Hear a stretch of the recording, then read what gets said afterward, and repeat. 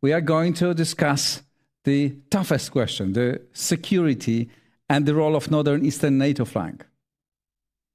For years, Poland has been a shining beacon in terms of military expenditures in the framework of NATO obligations, consistently building one of the strongest armies in Europe. We do believe in the sacrosanct character of Article 5. Nevertheless, we wish all NATO members followed suit and fulfilled their own commitments. Reinforcing our deterrence capabilities is Poland's utmost priority. In this respect, military cooperation with the US government as well as American defense contractors is of paramount importance. It's worth highlighting the recent purchases of American military equipment aimed at building a long-term partnership and solidifying the presence of US troops on Polish soil. The role of Northern Eastern NATO flank and the US in the new security architecture. This is a topic of a next discussion. And now we are switching to Washington, D.C., where is Olivia Gazis, the journalist of CBS News in CBS News Studio. Hello, Olivia.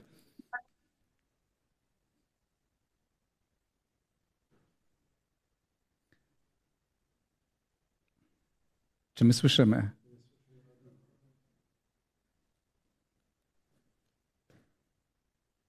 We don't. We hear only you. You go. Olivia, we had some problems with connection. We need to start again. I'm sorry. I don't know if you can hear us. We can't hear you.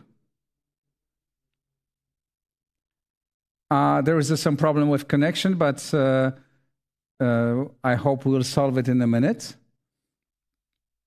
So, can you hear me, Olivia? Yes, but we don't hear you, I believe. I'm sorry for that. Okay, before we connect to Olivia again, Andrew, maybe a very short introduction to the topic. Why do you think the Northern Eastern NATO flank, what the role shall play in the new security architecture? Well, everything has changed when Sweden and Finland joined the alliance. I mean, not only did you get two new members that have increased the geostrategic depth, but also two countries that are real contributors in terms of their military capabilities. I mean, Finland is a country that, despite its small size, can actually field a large force.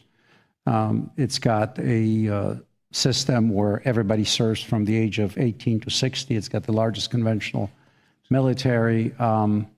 And, you know, Sweden has also a capable military. It's been neglected a bit, but they're rebuilding it. The same thing with their Navy.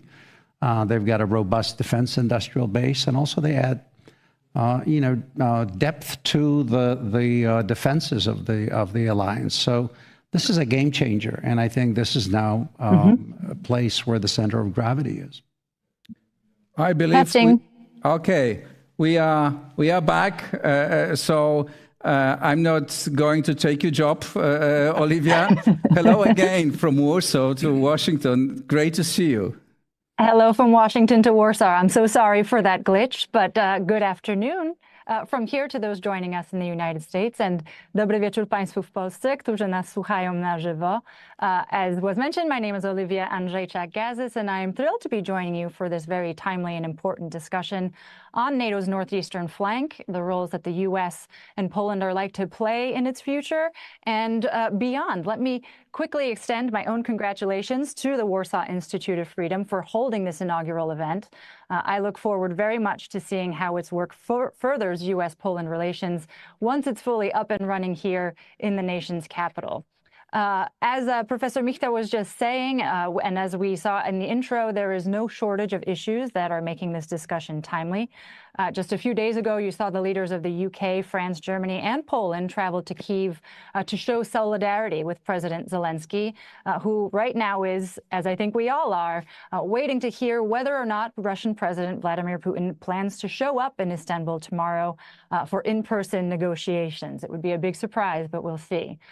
We know that meanwhile, foreign ministers, including Secretary of State Marco Rubio, are right now descending on Antalya, Turkey, to lay the groundwork for a high-stakes NATO summit taking place next month in The Hague.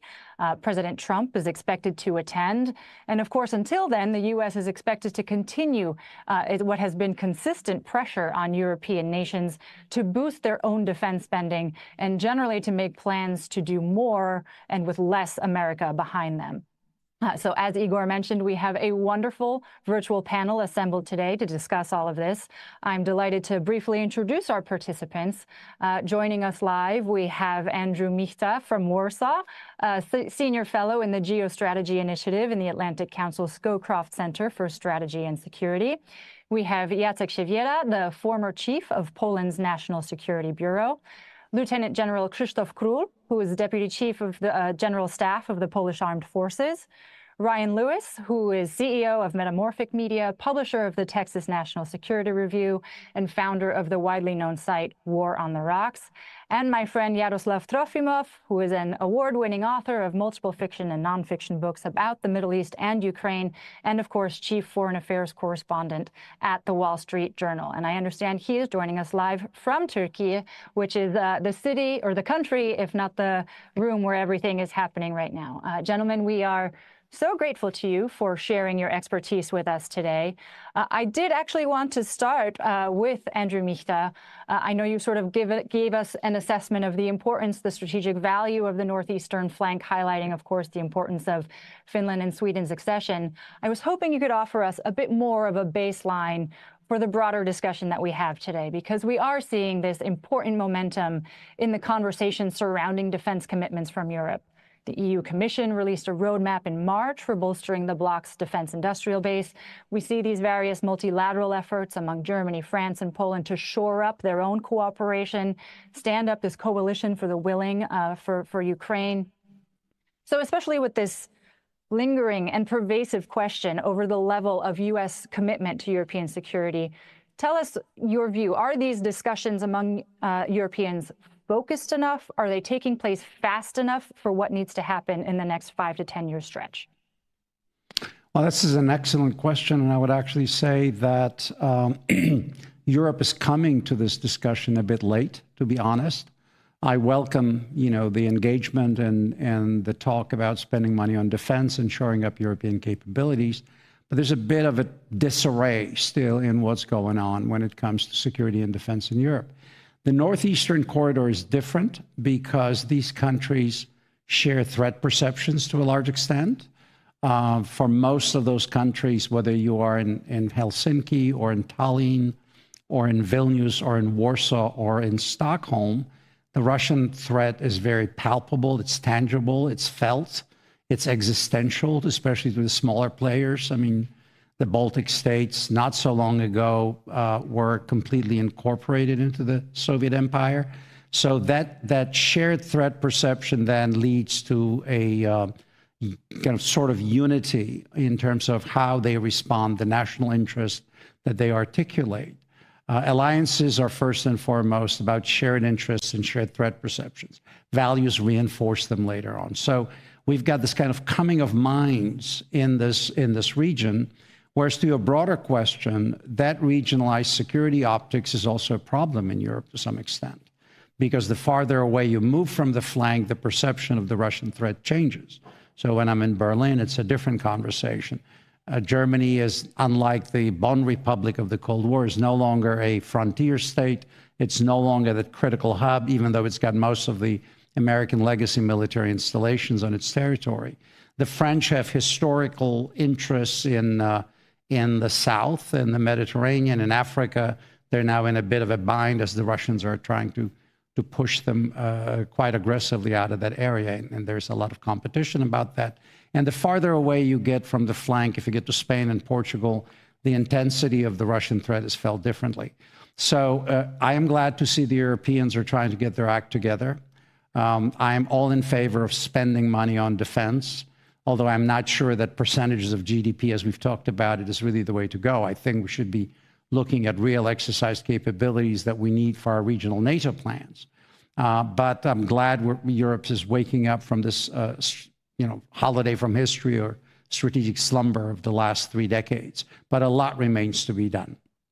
Mm-hmm. Jacek Siewiera, let me bring you in for this, specifically for the Polish perspective, because strategic slumber doesn't really apply to Poland. Poland is expected to be NATO's biggest defense spender, having already committed 4.7% of its GDP, to use that metric, to defense spending in 2025. Can you talk to us a bit about what you see as the most immediate pressing security priorities for Poland in this moment? How do its leaders effectively balance credibly projecting its own existing military capabilities with this need to push those more distant partners in Europe and in the US to boost military spending and support? Thank you very much, ma'am. Thank you for this question. And I think it touches the deepest nature of discussion which we should have, and we are not having it right now because there is no time to have a deeper strategic discussion about the questions which you asked.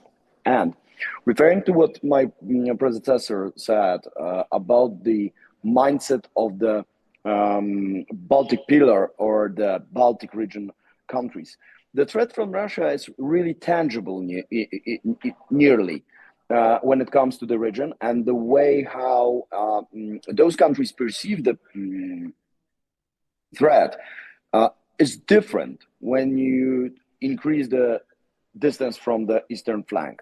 But from the perspective of the eastern flank, we have the talks which are held or may be held in Turkey. We have delegations going there. We have initial engagements for talks about ceasefire.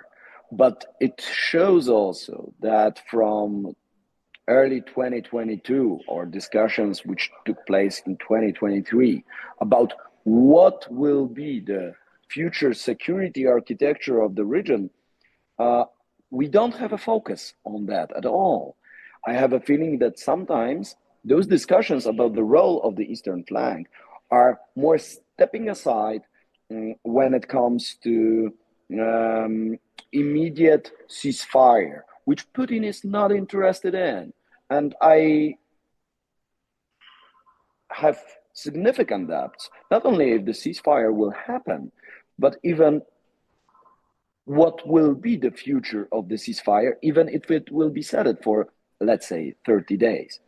By having said that, I think that it's very important to understand the future of eastern flank and the role of Poland within it, the security architecture, which will look differently if the mission from Coalition of the Willing will be deployed in Ukraine, will be deployed in Western Ukraine, or will not be deployed in Ukraine, and how much American forces will be engaged in that.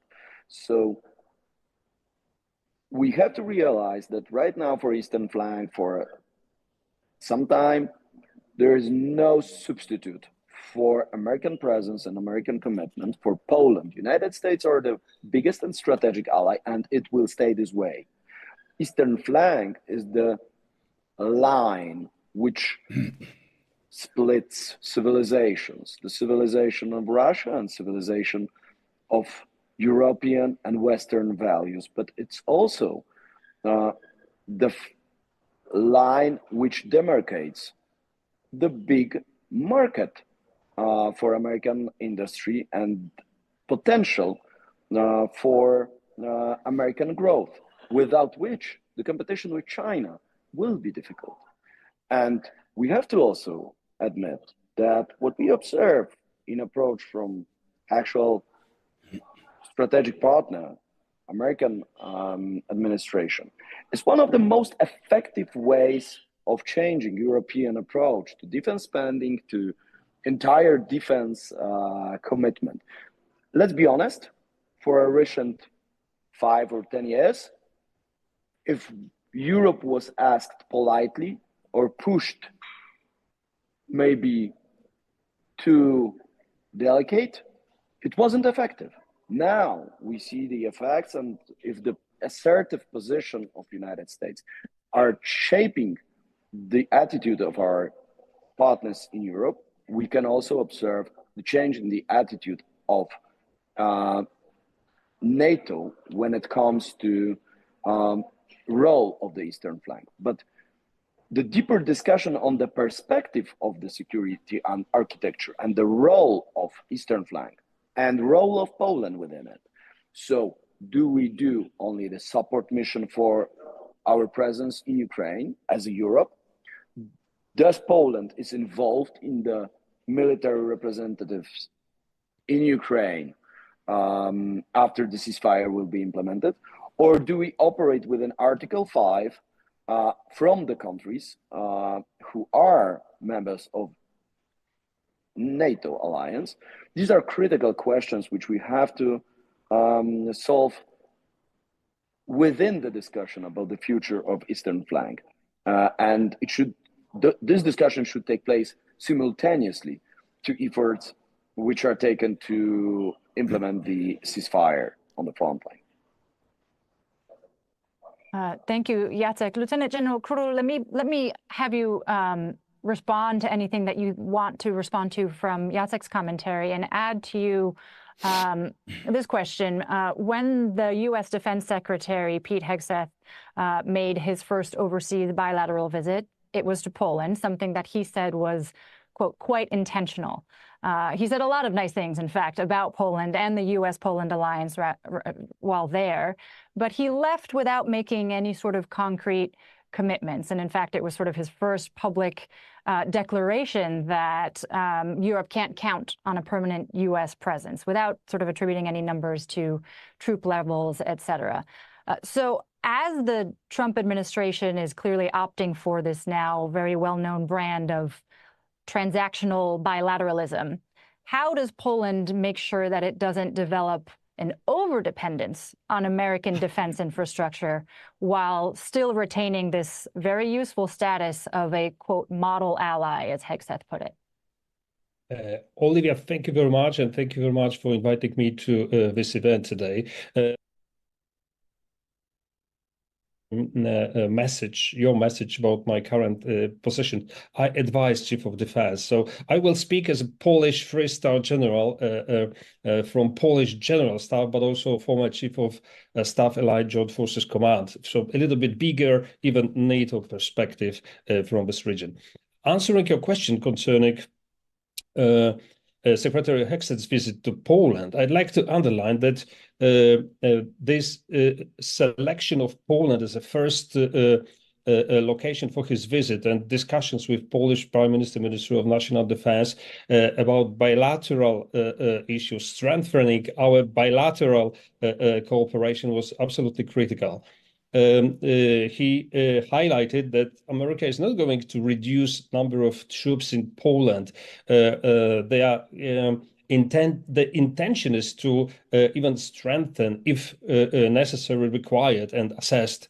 Their presence will be still maintained, and this is really very important, taking into account what we observed at the moment, that American leadership, particularly those from the Department of Defense, are focused not only on Europe. Europe become the second, third, or even fourth priority. First is the security of own southern border and U.S. interests in Pacific. So this seems to be more important for them. So there were also some the discussions about potential reduction of U.S. troops in Europe. Definitely, Poland was also mentioned on the list, but we truly believe that this will not be related to already deployed to Poland thousands of U.S. troops. So from our perspective, U.S. troops on Polish soil are absolutely critical. And allow me also to underline that their presence on Polish soil, from one perspective, is related to the deterrence and defense concept that was agreed and approved by heads of states during the sorry, in 2020, the document is as such as secret, but at least I can share with you the spirit of this document. So European nations were not only expected to stick to the defense pledge from 2014, but also they were expected to build capacity and capability to provide majority of forward deployed troops to the borders of NATO and majority of reinforcement. So from that perspective, US as a one of the 32 NATO member states provides these troops as a reinforcement, but responsibility for defense of eastern flank or every nation is also in the hands of the nation and the soldiers and the armed forces from the respective nations. So we should still remember about Article 3. Answering your question, whether we should count only on US or whether we should build a new relationship with our European partners and allies. From my perspective, the building stronger European ties and more credibility, more troops ready to fight tonight, more ability to operate even independently is, from my perspective, in favor of NATO and US as well, because we can give more flexibility to US with global outlook, global response from that perspective. So from my point of view, it's just in favor of NATO and US if we build also proper, strong relations and cooperation here among European member states. As you just saw was the case with the pact between France and Poland, right, with President Macron inviting Prime Minister Tusk to Nancy, and they have signed something that includes a sort of nebulous clause on the potential of extending the nuclear umbrella, something that if we have time to, we can discuss. I do want to turn, though, to Ryan and ask you we'll broaden the aperture a little bit and start talking about Ukraine and what all of this means for Kyiv. Because obviously, European nations rushing to better arm themselves kind of necessarily diminishes what they are able to supply or feel they're able to supply to Ukraine. Can you talk to us a little bit about the timeline that Ukraine is facing before it risks seeing meaningful battlefield reversals? What can they sustain with what they're getting now?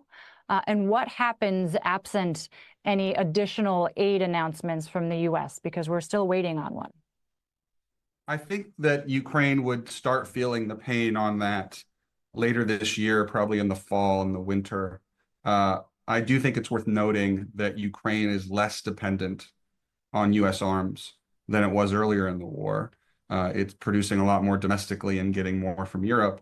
But what the US provides in terms of exquisite capabilities is not something that other countries can easily step in and provide for them, and not something that Ukraine can provide for itself. So in the absence of a new security package or some sort of dramatic change in the war or a peace deal, Ukraine will start sort of feeling the pain later this year. Although it's worth noting that the battlefield adaptations that Ukraine has made in terms of holding the line with fewer troops than it should have, to be honest, but fewer troops and fewer artillery munitions by using drones creatively and new concepts of operations has been pretty impressive as well.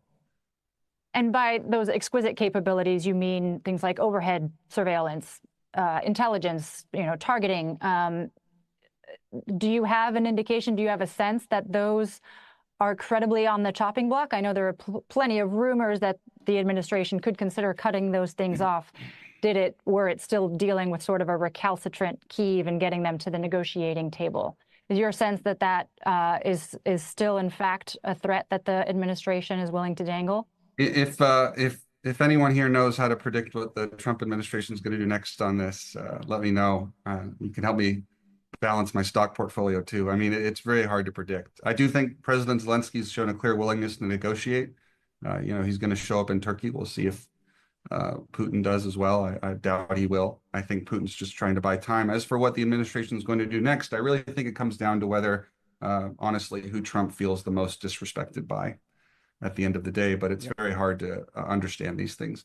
In terms of earlier aid cutoffs, there was a story that was reported out recently that some of the aid cutoffs that happened were things that the Secretary of Defense may have done unilaterally without first consulting the White House. So, but again, it's very hard to discern what's actually going on in this administration in terms of where this decision is going to come down. We'll just put it that way.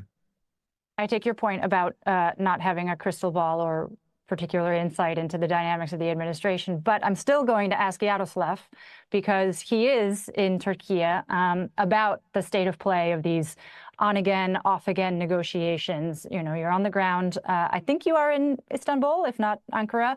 In Istanbul, yes. Okay, so you are going to be surrounded by a number of senior officials. So first, what are you hearing about whether tomorrow's meeting actually takes place among principals, Zelensky, Putin, and Trump? It seems remote, but have you heard anything to the contrary, that all of them would descend in Istanbul? It's very unlikely. I mean, what happens tomorrow is that President Zelensky is coming to Ankara to meet with the Turkish president, President Erdogan, and he has said that he would be willing to then fly to Istanbul together to meet Putin if he ever comes here. That's not likely to happen. I mean, basically what Putin had offered was not a meeting in person. What he wants is a return to the 2022 Istanbul framework, this aborted negotiations in March of 2022, which really talks about Ukraine's surrender. If you remember what was happening then, there were Russian tanks on the Kiev Ring Road. A much larger part of Ukraine was occupied by Russia at the time. No meaningful Western military assistance.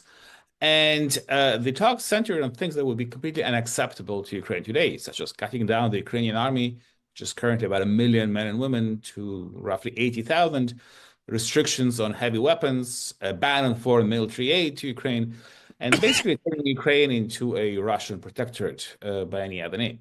And so that's what Putin still wants. And in fact, he's sending to Istanbul the same man who was heading the Russian delegation 3 years ago, his advisor, Vladimir Medinsky.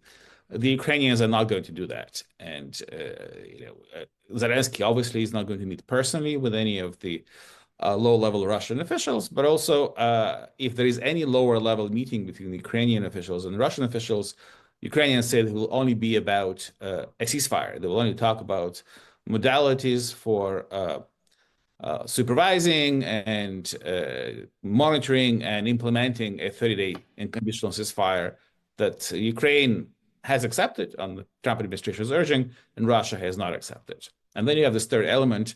You have American representatives coming to Istanbul probably on Friday.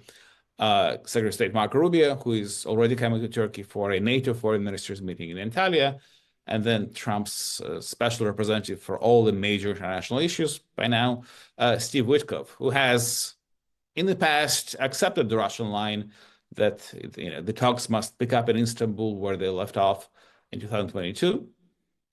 And that's not a view that's necessarily shared by Rubio. So we'll see what their position will be, whom they will meet, and will there be any meetings. But obviously that whole issue is critical to not just to Ukraine, but also to, as we all talked about, the security of Poland and security of the northeastern or eastern flank of NATO, because obviously the very reason this eastern flank of NATO now exists, with Finland being a member, Sweden being a member, and Poland dramatically ramping up its military procurement and the size of its armed forces, is because of the war in Ukraine. And obviously, how that war ends will be a major factor in what happens to Poland and what happens to other neighbors of Russia. So I would assume most of the panelists share your and Ryan's skepticism that Putin actually shows up. Is that at all a risk for him? Because tell me if you share the view that there was something of a pressure campaign by this administration to force people to come to the table. The rhetoric, including from somebody like J.D. Vance, who obviously was very much first and foremost involved in some of the sharpest exchanges in that Oval Office meeting that we all recall. By not showing up, does Putin successfully buy himself more time, or does this not do anything to sort of cajole the Trump administration to take sort of the harsher measures that they have dangled, including, harsher sanctions, even secondary sanctions? Yaroslav, why don't we start with you? We can go to Ryan, and then if any other panelists want to weigh in, we can do that. Yeah, well, I mean, just like Ryan, it's very hard to explain rationally the thinking of the Trump administration because it's very impulse-driven, and it really, it contradicts itself very often.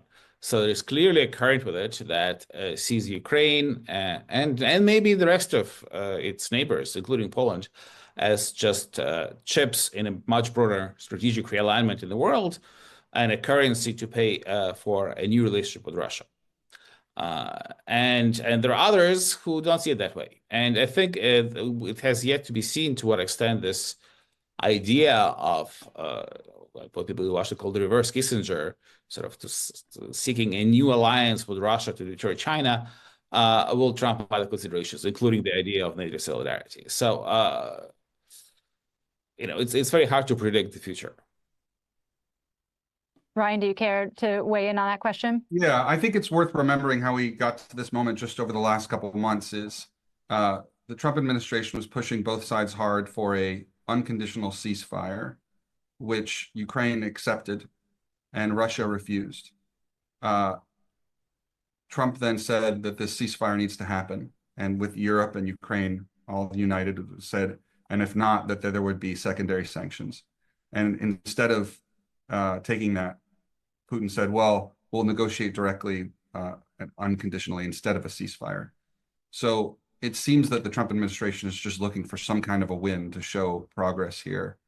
And I was hoping that the White House would see that Putin is just playing for time and stick to that plan of imposing the secondary sanctions if there wasn't an unconditional ceasefire. But that's not where we are. So, again, it's hard to read, but I guess we'll see what happens next. Right. Andrew, I'd invite you to weigh in on the same question if you'd like. Sure. And then I have a broader question about how all of this sort of comes back to NATO. Well, a couple of things. I mean, Ryan's point at the very beginning, who offends the president first and who does it, more profoundly, I think that's a very important variable in this discussion. I've argued from the very beginning that even though the president currently says this is Joe Biden's war, it actually within a few months becomes Donald Trump's war. As this progresses, like with every presidency, it becomes a part of that. So there is a sense of pressure and urgency for the administration to deliver or to walk away from it or think of alternatives. I think Putin, by not showing up, by kind of being disdainful almost, is increasingly risking that the reaction at the White House may be actually quite negative. I think the Ukrainians were very smart following the disaster in the White House, at the Oval Office, to actually then accept the offer and shift the burden, if you will, on the Russian side.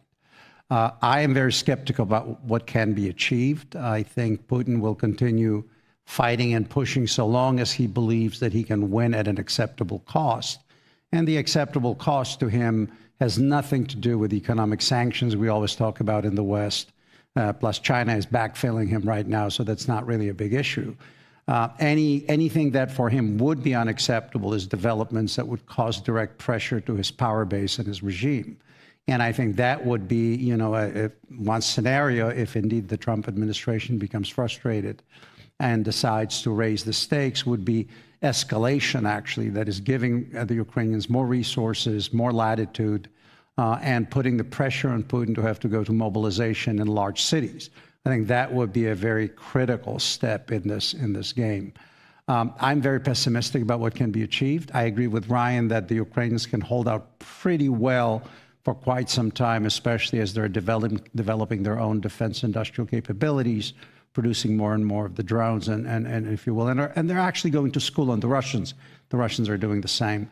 So my money is on how will the president react. I think we're looking at the centralization of decision-making in the White House to the extent that I haven't seen since the Nixon administration, when it comes to foreign policy. So I think what happens in terms of the president's perception and the people who are the closest to him will be decisive in how the situation unfolds going forward.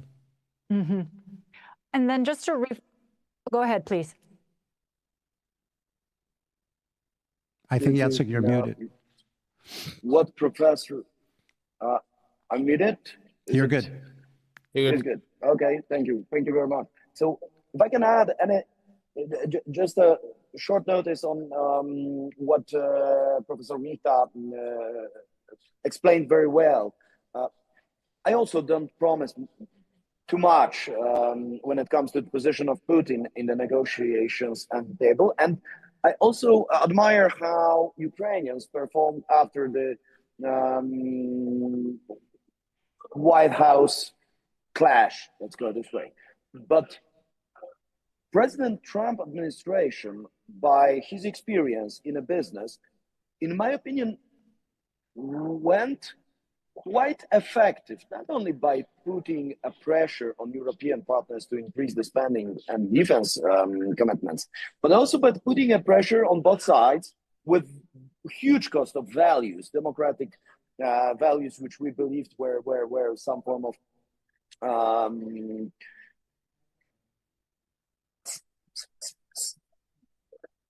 untouched for many, many years. But he made a good job by bringing them at the table.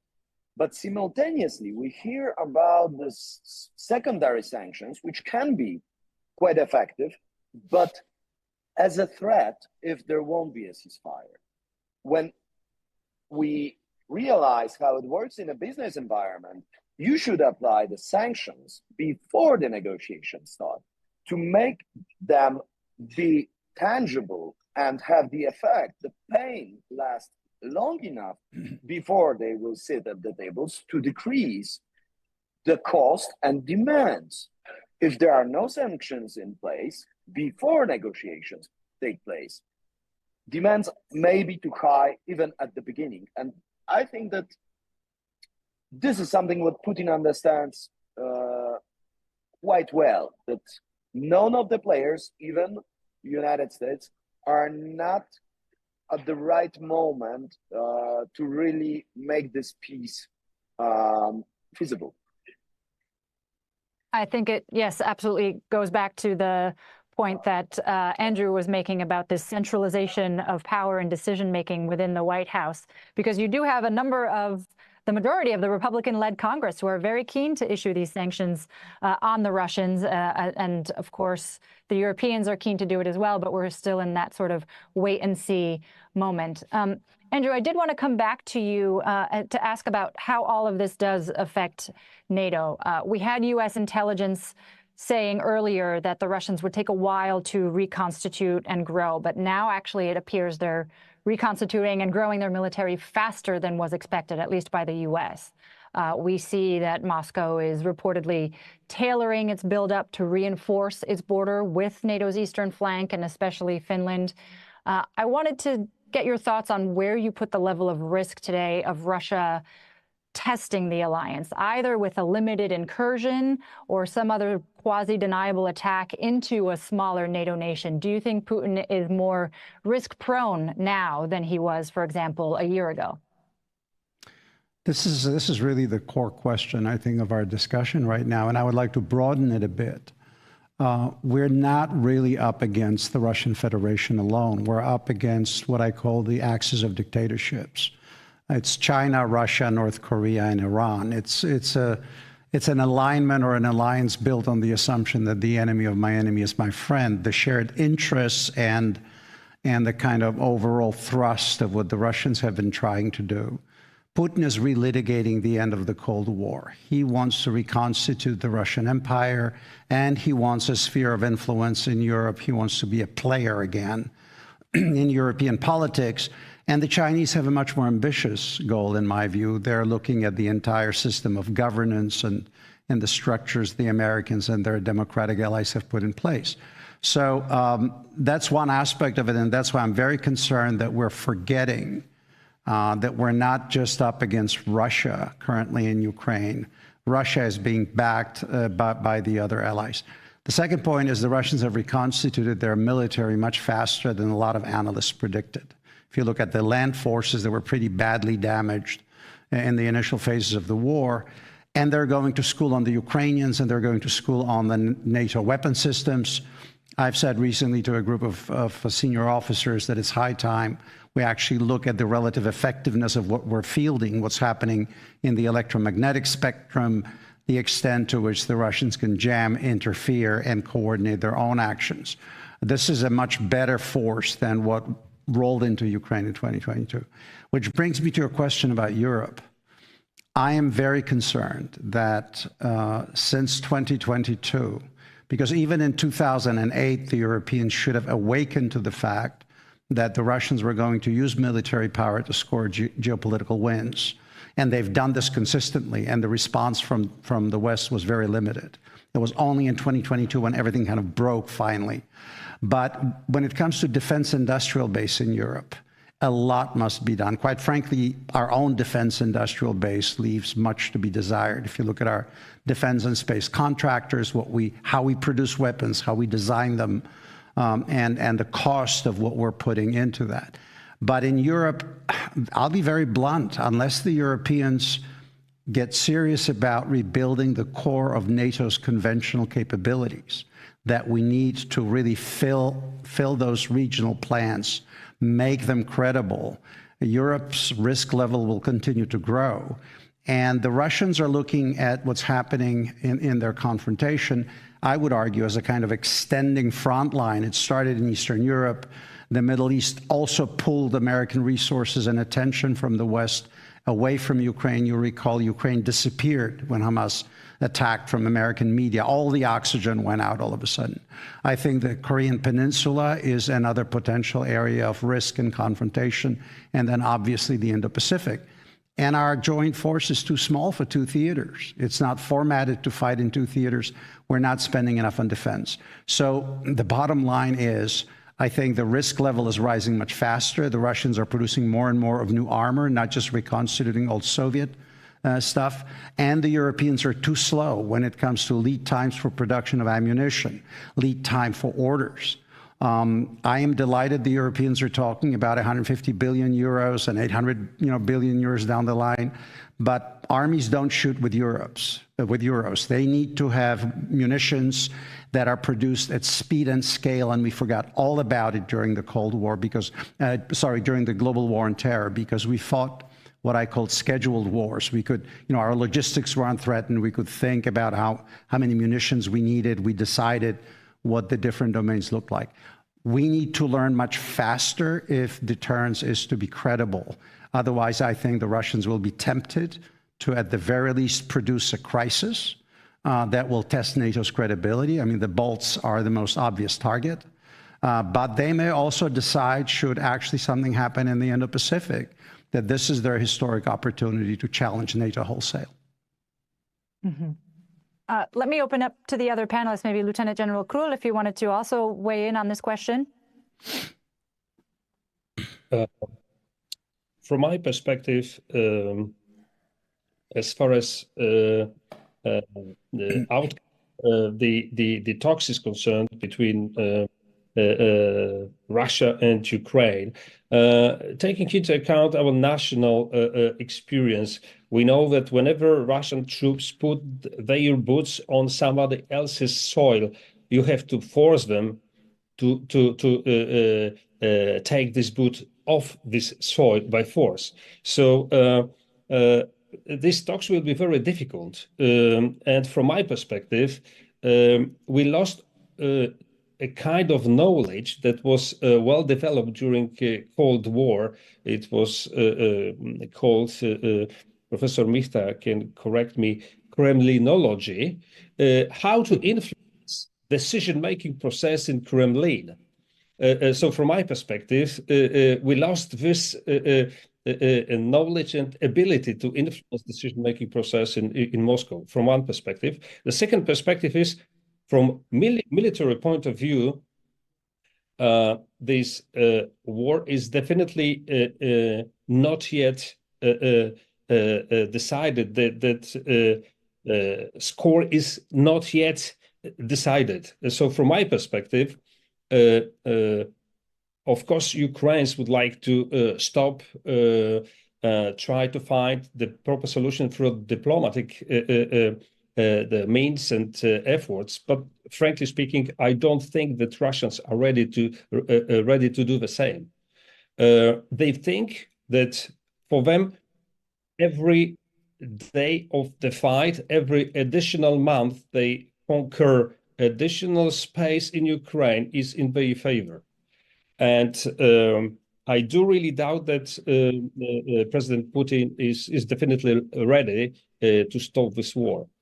Frankly speaking, his strategic aim to subjugate Ukraine has not yet been. So from the perspective of big strategy, he is still in the position to simplify it. However, if we take into consideration threat to the northeastern flank, Russian attempts to test NATO or nations' security systems, they will definitely test these systems, and they've already are doing so. Frankly speaking, they operate in or execute a kind of new generation war, not necessarily with troops, but with agents, not necessarily inflicting some damage on military installations, but definitely on civilian installations.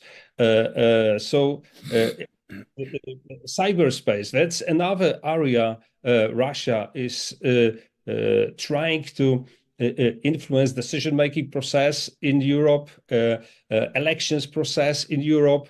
So this the spam of opportunities for Russia to influence, divide Europeans is really huge. And we should look into Russia, not only from military perspective, but also how we should protect ourselves.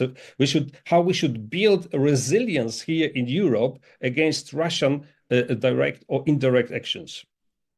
I'm so glad you raised that. You raised cyber election interference. I mean, earlier this week, Prime Minister Tusk openly accused Russia of being behind the big,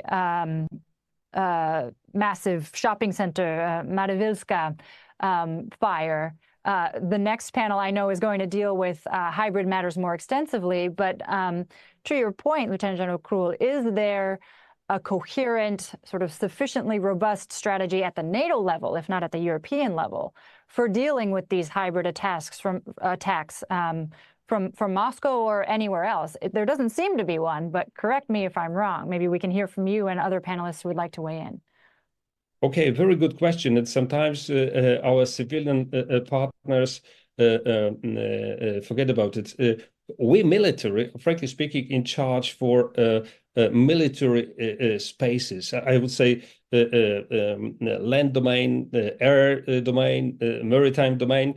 Of course, to some extent, also the cyberspace, because if we operate with our systems in cyberspace, we have to provide security for this cyberspace.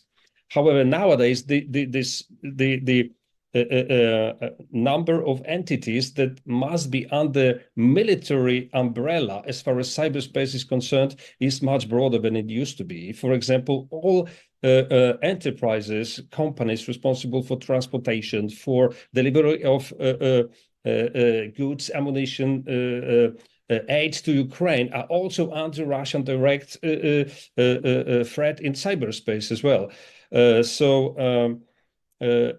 From my perspective, military cannot solve everything. Therefore, it's so important to build this civilian resilience in civilian systems. And now in Poland, we issued a new act of law creating this civilian side of security as well. Coming back to your question, already in 2020, SACEUR issued a special directive that NATO will be dealing with deterrence. That means we will plan activities taking into account capabilities of all NATO nations and use them in a certain scenario against Russian activities.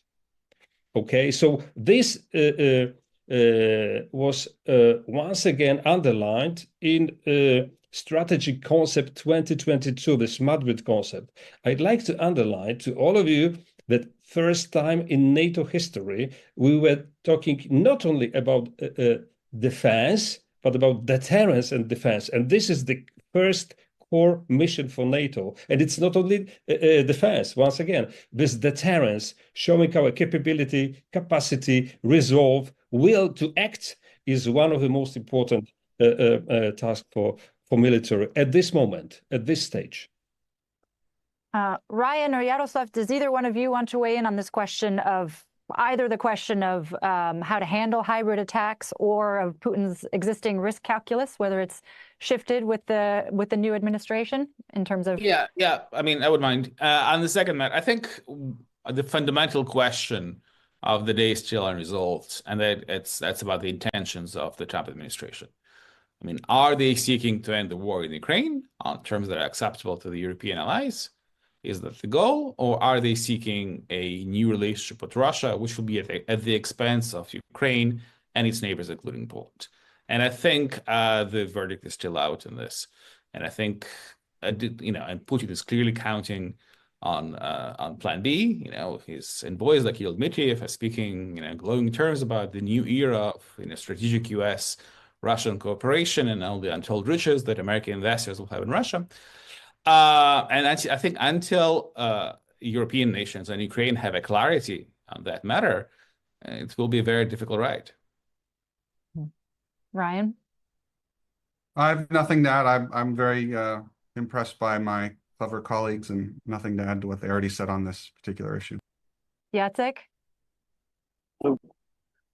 Maybe I will add just because I think that majority of the topic was covered, and what wasn't is highly confidential still.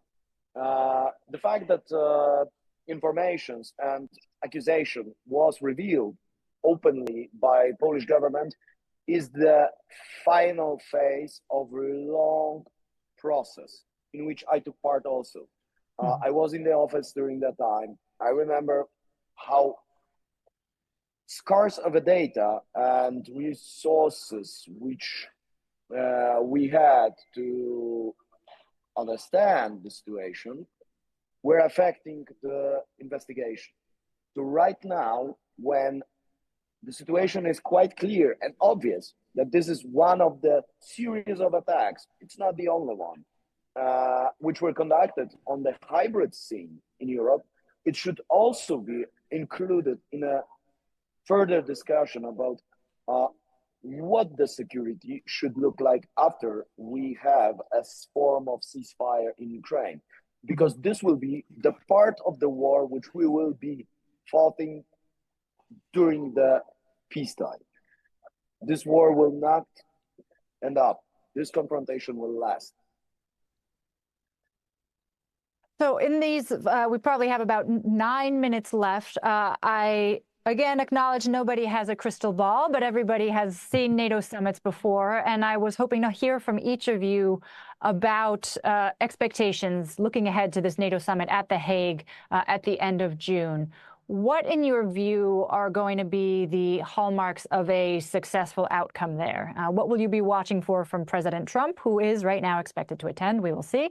What do you think European leaders are going to be able to muster to come to the table with? Presumably not all a declaration of 5% of GDP defense spending. And how do you expect members to address Ukraine's path, if there is such a discussion, to membership at this big meeting in June? Maybe, Andrew, we'll start with you and go around. Well, on the membership, unfortunately, rather pessimistic. I think that ship sailed at Vilnius. I think that was the last opportunity to really articulate that. And unfortunately, I don't think the Biden administration was ready to move in that direction, nor were the Germans and a number of other allies. I mean, of course, flank allies, Poland and others were in favor of that.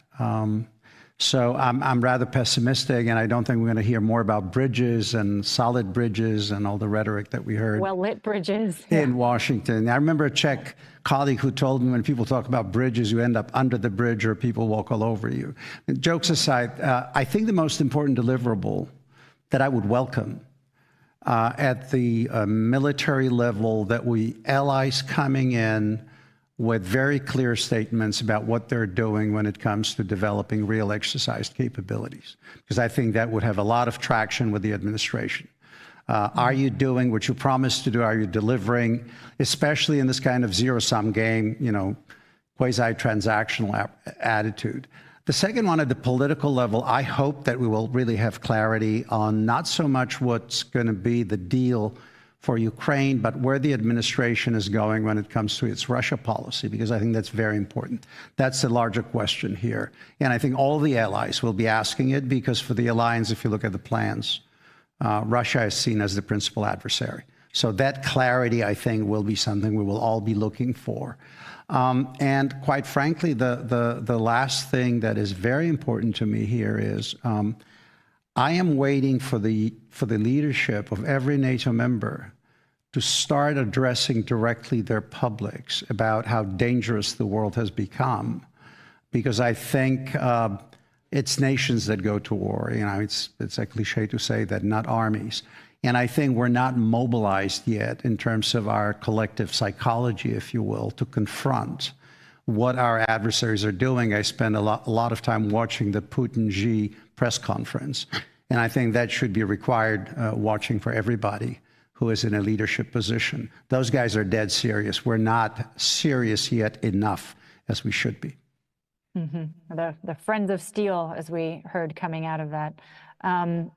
Ryan, would you care to share thoughts, expectations, hopes? Yeah, I guess my only hope for the summit is that I don't know how constructive it will be. I just hope that it's not destructive. Mm-hmm. I'd be perfectly happy if it ends up sort of mostly being a non-event where nothing bad happens. I do hope, I agree with what Andrew said, you know, I hope we'll see some announcements on spending. And I do think that European leaders need to do more to message to their publics, although I think the publics are starting to get the message. And I do think that as regrettable as the Zelensky meeting in the Oval Office was, it did sort of shake Europe awake. And maybe that something like that was at the end of the day necessary to get many European countries to act more seriously. Although, to be fair, of course, Poland was already acting quite seriously. So, so I will settle for a non-event summit personally. Lieutenant General Krull, your thoughts? Okay. From my perspective, that's definitely a critical question, because that summit, upcoming summit in Hague, will definitely shape the future from my perspective. As I expressed my pessimism about the peace talks, I think that the major problem will be to find a proper so what next with Ukraine, how we as the West will help Ukraine or solve this problem or influence the decision-making process in the Kremlin. That's from my perspective, the first point. The second one, a little bit political as well. Confirmation of NATO member states' commitment to Article 5. From my perspective, even from the speech of President Trump, this should be clearly articulated.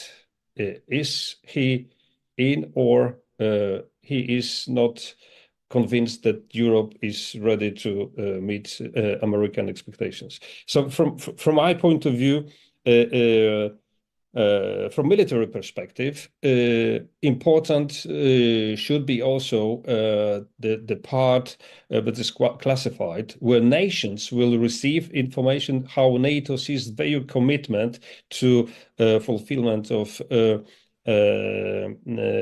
NATO regional plans, but also transformation of national forces, building proper C2 structure, command and control structure, and of course, implementing new NATO crisis response system. These three aspects, very operational, military, are also very important as far as executability of our plans is concerned. Mm-hmm. Jacek, let's hear from you. And Yaroslav, I'm going to give you the last word. Okay, thanks. So 3 points. You ask about the success. What would be the success of the summit? And I believe that this is a moment. So this summit may draw the lines of the future of world, but I do not expect much. But if it would be a success, we need 3 points. 1, confirmation of the 3.5 spending in official way, without any discussion about that. I remember the moment when President Duda announced that we should spend 3%, and it was shock. Now 3.5 should be the target, should be the goal, and it's not controversial. The second thing is the fulfillment of regional plans, not the fulfillment on declaratory level. I cannot agree with General Krull. I know what he means by saying that NATO should explain what they expect from each every nation to declare. No, by the end of this process, we should have regional plans described in detail. Description. So for Lithuania, for Latvia, for Estonia, which country is affiliated as a framework state? What kind of unit? What number of unit? What number of soldiers? What's the rank of the soldier? What's the first name? What's the last name of the soldiers, which should be sent on the list as a result to soccer for the operation and fulfillment of regional plans? We are not there yet, and we are pretty far from that. And the third thing, Finland, Sweden joined NATO. Nuclear weapon was placed in Minsk. Different talk starts in Paris about capabilities when it comes to European defense. NATO should decide how the nuclear deterrence future looks like, and it's not about the NATO Russia Funding Act. This document is no longer in place. Well, touching the nuclear issue would certainly be notable. Yaroslav, you have the final word to impart your wisdom and your expectations on this question. Yeah, thank you so much. Let's just not forget how extraordinary is this moment in NATO history. We're at a time when the largest and most important country in NATO is threatening military action against one NATO member, Denmark, of Greenland, is claiming the annexation of another major member, Canada. And so if we get through this summit, without the entire institution effectively crumbling, with some sort of, if we get some sort of reaffirmation from President Trump of Article 5 commitment, and of the fact that Russia remains the principal strategic threat to the US and is not a new partner for the future, that already would be a great success at this stage. To Ryan's point about not being destructive and hopefully affirming some of the things that had been longstanding tenets of the NATO Charter. With all of that, we are 1 minute over time. Sorry, Igor. Thank you so much for this session. Thanks again, dziękujemy bardzo, to our esteemed panelists, to the Institute for hosting us, and to the audience, of course, who has been tuning in. Raz jeszcze serdecznie pozdrawiamy z Waszyngtonu, and we will see you next time. Igor, over to you. Panie redaktor. Dziękuję, Olivia. Dziękuję ci bardzo. Thank you so much, Olivia, from Warsaw to Washington. Excellent debate. Thank you to all panelists. It was a great hour. Thank you so much. Thank you. But we are not, it's not the end of the discussion on security. Let's continue with the topic on cybersecurity.